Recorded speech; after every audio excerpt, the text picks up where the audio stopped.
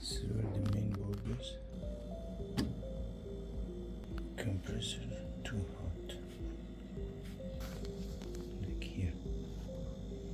So if I put it to the red one, I get 11.6 volt. To that pink one, 5 volt.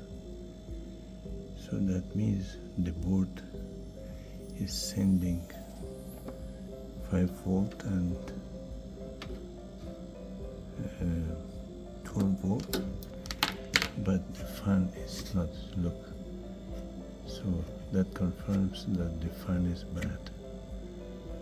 CFE, so that means this fan is bad, needs to be changed. That's why compressor is so hot.